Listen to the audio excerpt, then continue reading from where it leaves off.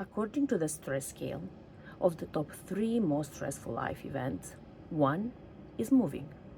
According to the United Nations World Tourist Organization, roughly 80% of the global population has never traveled internationally. But suppose you factor in more and are interested in listening to real life stories. I wish I could come up with a word that describes all I have said above, but that would be almost impossible. The challenges each newcomer faces when they immigrate to a different country are unique formulas for each of us that will put you exactly where you are now, in most cases better or equal to what you left behind. To accomplish your objectives, it is one person who can help you be who you are, and that person is you. But on your journeys along the yellow brick road, each of us has a story to tell, which usually starts with a destination. In this case, I'm inviting you to listen to the podcast Stories of Grit, Grace, and Greatness 100 Women Who Make It Possible. Thank you for listening.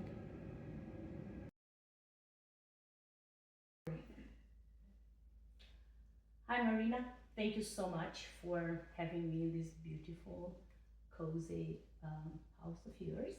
Thank you for saying yes to our invitation. I know you have a nice story that many women will learn from your perspective. But before we dig into the story, I wanted you to tell us a little bit about yourself, where you're born, when you arrived to Canada, maybe why Canada, anything that you want to share. Thank you for inviting me. This is a very good project of yours, and I'm happy that I can participate in it. Thank you. And welcome to my house. I was born and raised in Serbia, south of Europe. We're neighbors with Romania, and I was raised in small town outside of Belgrade, capital of Serbia. I went to elementary school there, and then my high school, I actually went to Belgrade and finished my nursing degree there. And then when I was 19, I met my husband through a joint friend. My husband was already in the States on his school scholarship for soccer, so he's a soccer player, a boys soccer player, and we met through a common friend, and then we knew each other for about 2 weeks before he went back to school, and then In US. in US, yes. It's an interesting story. We at that time there was no internet, no social media, no WhatsApp. We talked a few times on the phone because it was very expensive for him to give me a call, and we actually wrote each other letters, which I still keep. So nice. Yeah, this is what I would say. You have something that you keep forever. Like the Yes. messages, I don't know if people are saving them and put them in Yes. the folder. And So this was in '99. It was in the spring of '99, and there was NATO bombing in Serbia.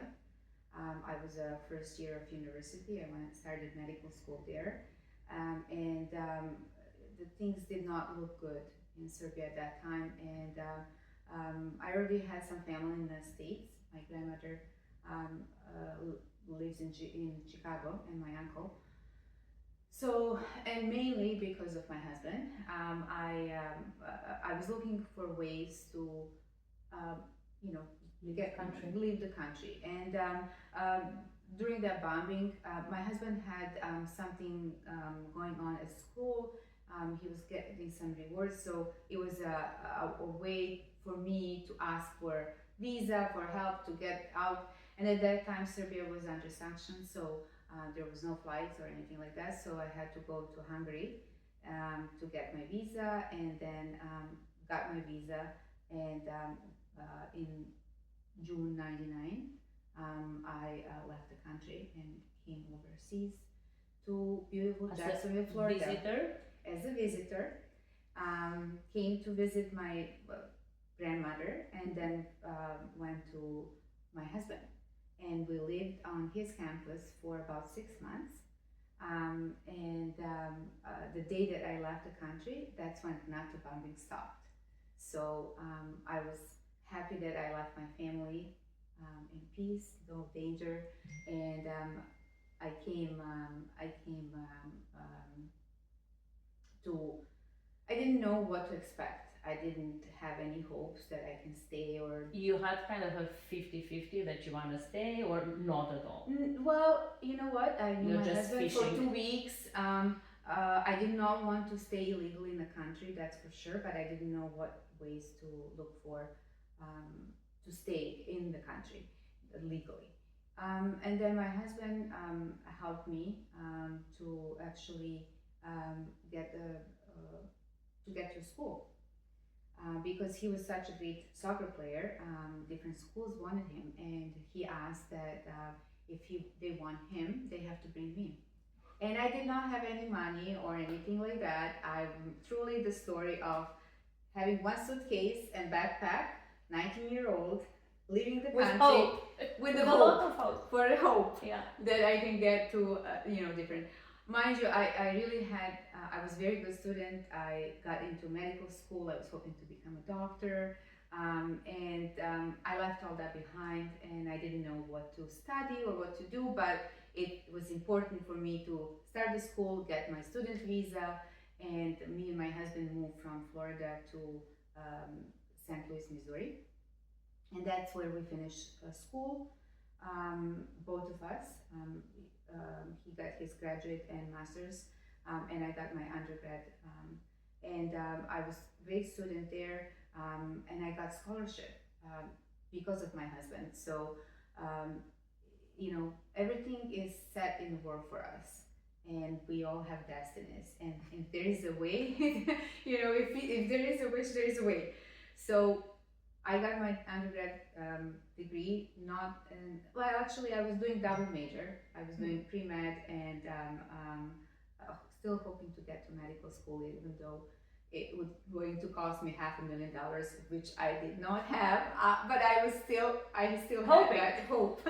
And when we finished undergraduate school, then the new stage starts. How do you continue to stay legal in the country? You have this 2-year program or a year of they call it I think work some kind of work experience where they allow you to work for a year for a company in the States.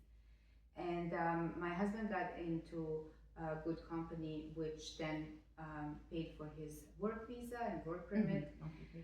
We went back to Florida. That's where my boys were born. And in 2008, April, we couldn't extend our visas in the States beyond 7 years of the work permit. We didn't have a ways of getting a green card or anything like that. The kids were born, and you still have to go to the lottery, correct? That was the only way for you to. For the States, yes. We didn't have jobs. I was working in a good company, but they were not willing to pay for a green card. And at that time, it was the 9/11. Things were happening following that 9/11, where it was kind of A bit very hard and complicated. I remember, we had visas, but they didn't want to issue us a driving license in Florida. It was the last year of our time in the States was very hard and very unsettling. We met some friends who told us about the immigration process for Canada, and they came. So we were looking for their advice. We had a lawyer that helped us apply for the is it called work? What do you call the skill work program? Oh, okay. And my husband was a primary applicant. I was secondary, but either way, I think both of us agreed that Canada would be our next destination. the better choice, let's say. Yeah, at that time. like I said, in April 2008, we Move here. emigrated here, and that's when our story started in Canada. Okay. After 7 years, you didn't tell me when you get married. At 19? Oh my God. You That's say a something very, about very you met. funny story. Okay. Very funny Tell us the story. funny story. I'm sure you know my friends. If you always wanna, laugh. if you wanna tell us the funny You know, no. So, like I said, I met my husband. I knew him for 2 weeks. Then he went back to school. I came 6 months after. We lived together for about 6 months before we moved to St. Louis, Missouri, and we went to school for first semester. And then they had a rule at the university that you cannot live together if you're not married. And I was 20, 21 at that time, or 20. Somewhere there. Yeah, somewhere 20 because it's 25 years of our anniversary now in May. But we said, okay, let's get married, but don't tell anybody. We're not going to tell our parents. I only have mom. My dad passed away in an accident when I was 14. So I only have my mom and my brother. My mom later came to help me with the kids, and she's here, and I'm happy she's helping us. She helped us. We helped her. So it was a great. That's a separate, unique story about your parents helping you here. Yeah, we just asked two friends to come with us to be the witness. Well, to be the witness. We applied for a marriage license, and we went to the court, and we didn't have rings, and because we didn't want to, anybody to know. Yeah. And the judge, I remember, he's like, "Where are your rings?" And we don't have. Well, we can't get married without rings. We don't have So money. he gave us rubber bands. So I still have rubber bands from our wedding. And we always planned to have our wedding in a church, but then years passed by. We never had the opportunity to get back home to organize that wedding in a church. And maybe this year is 25 years of our university and anniversary. And you'll do a rewind of the. Yeah, we grew up together, basically. He was 25, 24, and when I was 21, we got married. So. A story, let's say, a really nice story. The fact that you're starting, I'm sure, driven by love. Exactly. But still, other people are spending years before they get married, and they might divorce after a while. Exactly. Which with you, everything that was rushed, but was not rushed because that was supposed, as you mentioned, supposed to happen. Back to Canada. Obviously, US was not a viable option for you. Either you may want to be in US, not in Canada. But tell us the story with Canada right now. So I'm happy that I'm in Canada. For last 17 years, we have lived a very good life in Canada. We raised our kids here when they have dual citizenship. They're born in the States, but everything that they are today, we made it here, and they're great young, successful men, both athletes, students. I can't be more proud of them. And when we were looking at options, what to do, we had to leave the States. We didn't want to stay there illegally because of them, and we didn't have that many choices. When we heard about Canada, did a little bit of a research, understand the way of life in Canada. It's not as different as living in the States, but it is. It's just that Canada is more open to immigrants. It's a melting pot of everybody, Correct. and you still continue. You feel to, more accepted here. You feel more you felt accepted when because you were in everybody US. else came from somewhere, and that's great. Different culture, different people. You meet different friends. In the States, yes, maybe you can make more money, but you work more. You don't have long holidays every 9 months in a year. You don't.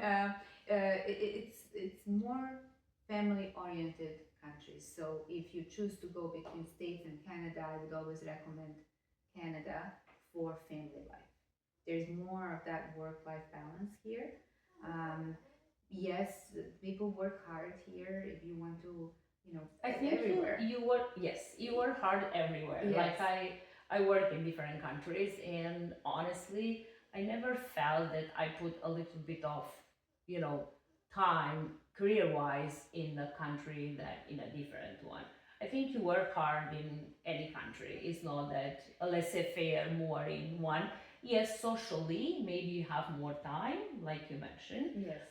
for personal things, and but it's funny because I know many of future stories in our project are kind of crying of US. They were hoping that they can stay in US, and they decided to come to Canada because they could not stay in US.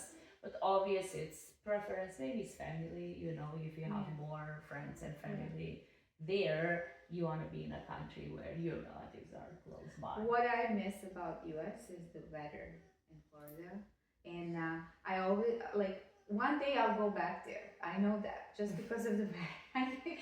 The only thing that in Canada, even though we live, I say Ontario, or this part of Ontario is Florida of Canada, basically. What's Florida for states, that's what South Ontario is for the rest of Canada, because the rest of Canada can be, minus 50 and minus 40 and 2 meters of snow. So, no, our life here has been very good. We were able to settle down. I assume when you moved from US, because your education was US, was really simple for you to transfer. We actually we were able to import our cars, furniture, everything. We didn't have to pay the tax for the import, because that's our own, their own goods. We stayed couple of weeks with our friends, and then we purchased our first house. We always stayed here in Oakville, in this area, but my husband likes to buy and renovate the houses, so we have been moving around, but not. What about the job? Was the job for you was easy when you, because you mentioned that you had a really good job there. I had a very good job there, and then when I came here, I didn't have a struggle of a language barrier. I had a university degree from the States, which was very good. I tried to apply for medical school here because I wanted to try and get my dream. I'm like, okay, now maybe I don't have to work. Maybe I need to go back to school, and while the kids are small. But it was very. I applied to McMaster, and was 2000. It was in 99. 19. Okay. No, sorry, 2009. 2009. 99 is when I came to the States, and 2009 is when I applied for medical school here, hoping that I can get in. McMaster at that time was accepting 170 students. Out of those 170, they accepted only 10% out of the province. And to live in the province, you have to be here for 3 years. So I just came. So I was considered out of province, even though I was already here and having my permanent residency. There were 4,500 applications at that time. So I realized at that point that I should not be looking. And you tried just one time? I just tried one time, and then I then went to do my other career, which is I'm very happy that I got my first contract job with the insurance company um, here in Burlington, and I stayed with that insurance company ever since. Um, like I have been in a different roles, but I've been with the same employer for 16 years now, and I'm very happy. Like, Yeah, it's clearly was something that you enjoy doing since you continuously staying there, and you kind of put not on hold your dream. On hold your dream is more like completely forget about yes, about doing this. It's anything that if you're looking back, you move many times. You're alone when you did all these changes. As you mentioned, you were just with your mom back home, but still, like, you were young. You were, um, I think, when you are young, you don't look too too much in depth. What if? Like, we never ask ourselves what if when you are young. Um, Obvious were struggles, were stressful time, changing visas, how we can stay together. Getting married with a rubber band and still being in the same relationship that and still holding the rubber band, which is really interesting because people are being married with really fancy rings, exactly. $1 million fancy rings, but it will be something that you're not looking back and regret. If you are looking back, is something that you'll change, or is something that you do differently? I don't know. Maybe um, you'll wait and don't have kids until you move to Canada, or you are sure that you are settled, or just whatever that will come up in your head right now at this age, and looking back to your life story and say, as a woman, will be more simple or easy for me. I'm listening to your story, and it's clearly that your husband also was always along the way with you. Like, you were accepting what he was, proposing. He was accepting what you're proposing. But is anything that you'll change? Could be nothing, but I'm just curious. I always talk about spend your young years doing things that you love, and travel, enjoy those 20s, and before you kind of settle down. We did not have that opportunity because we were young, and we come from, like I said, my family. I only have a mom. My mom raised us. Um, my husband's family, his dad was sick. He had gangrene, so they cut his both legs. So we're not coming from a families that could support us. We actually had to work to support our family, and that's why we maybe did not get to enjoy life as much as now looking young, back and saying to my son, just enjoy it, and like you asked me about when you were 19 and you left your country and family, how did you feel?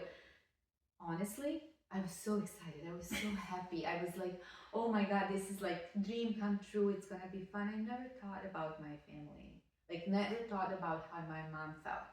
And 2 years ago, my son went to US to go to school. And he's a very successful, he got scholarship on tennis. And when he left, that was so hard.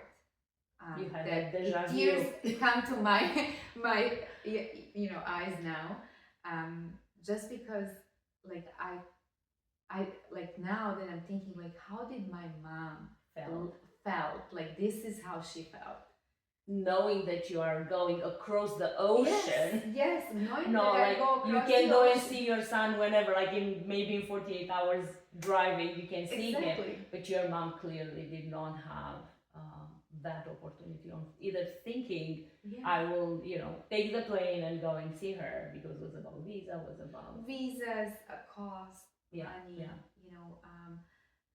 So when my kids were born, we were looking for opportunity to bring her over and help me with the kids, and that was really the best decision that we made, both for her and for us. She was really helping us. As you know, in the States as well as in Canada, the cost of daycare is extremely expensive. And it's the culture as well. We are kind of coming from really close cultures, and we are used for the parents to raise our children. Exactly. Like it's something common to have grandparents to be models for our children, and obviously this is something that you're missing and was yes. And my mom, being that she was alone, my brother got married, so like she was in between. But when we got her back home, I was like when we got her in to live with us in Florida, it was really a blessing for the kids. And when we came to Canada, I had to, like, she went back to Serbia. Okay. And she was there for a year. And I was thinking, oh, I'm going to be a stay-home mom, and, I'm going to take care of the kids.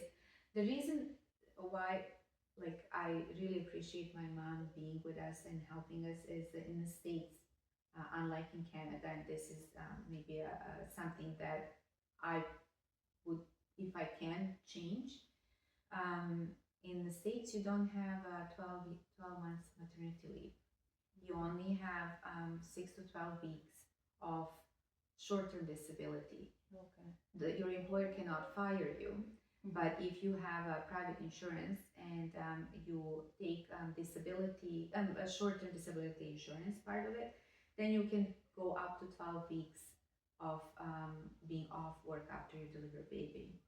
So when I had my first child, I was not working. I had interview before I went to. I had an interview with my company, and they said, well, because you're pregnant, we can't start training you. Okay. Until you have a baby, and maybe let's touch base after. And I'm like, oh, forget about it. It's probably never gonna call me back. And they called me like 5 weeks after. That same company called me and they said, are you still interested? Because we would really like to have you. And I, like, at that time, I didn't know. We just moved to Tampa, Florida, back from Missouri. My husband was not, we didn't know. This was great opportunity for me to get a job. And I said, okay, sure. So my husband stayed with my son, 6 weeks old son, for a couple of weeks until his parents came for some time, and then my mom came, and then she stayed with us. We kept extending her tourist visa, and she stayed until until we came here, and then she stayed in Serbia for a year, and then once I got my job here in Canada, we realized we can't live without her. So it was impossible. Then I brought her here, and the kids were a little bit older. They started school here, so she didn't need as much time around them. And she got herself a little job, side job, and was able to earn money for herself. And in the meantime, I started a process for her application for the permanent residency. So she's been now 10 years Canadian citizen as well. So it's a very good story on her side too. Beautiful. If I hear the common words, let's say, are love, you need to be successful in everything. Maybe a little bit of innocence, like to be, to think that the world is yours and everything is possible to happen. Like believe in yourself, I would put, like, let's say, love, believe in yourself. And definitely the third one is, your positive attitude, because you feel that things cool, like you never think on what if something wrong will happen if we do this, like always for you. And I'm seeing from the story you share that always was like, yeah, things will go well, like we'll be okay, just take it as a next step and we'll see what happened. It's anything else you want to add to your story? that we I don't didn't know. touch? We didn't. We didn't touch about all the way when you come here, you have opportunity to really do good for whatever you really want. If you want to go, you know, with your career, if you want, we really dedicated our lives to our kids and taking them, making sure that they have a support that they need to be successful in what they want. Like I mentioned before, they're both very successful athletes, and there was a lot of sacrifice on our side as a Special parent for here. sport, yes, I think it's a lot for the parents. It's a lot for the parents, and I think you can't let them, if they show passion and if they show and if they're good in what they're doing and working hard, like who are you to say no to them, right? You will do everything you can that's in your power. So there were a lot of years where maybe I would prefer to go to Serbia and spend summer in Serbia with my family. I had to travel for tennis tournaments or soccer tournaments, but at the same time, that was our vacation. We enjoyed meeting people. This is I'm saying, like I think this is the common definition for your story is the fact that you always see the light in everything. Like instead of seeing a burden, you see the light, which I think it's something that clearly defines you and your personality, and I'm sure your family as well. And I'm sure your kids are and will be really successful. I know sport, special in this country, sport is a burden for parents in terms of cost, in terms of traveling, in terms of all the requirements. Just waking up every day, and like I hear stories that at 5 or 6 o'clock, to go, 6 o'clock, and like people think that it's complicated to have a pre and after school program. What if you have something else before and pre and after school program? But yes, I truly believe that we need to support them, especially if they have such a passion.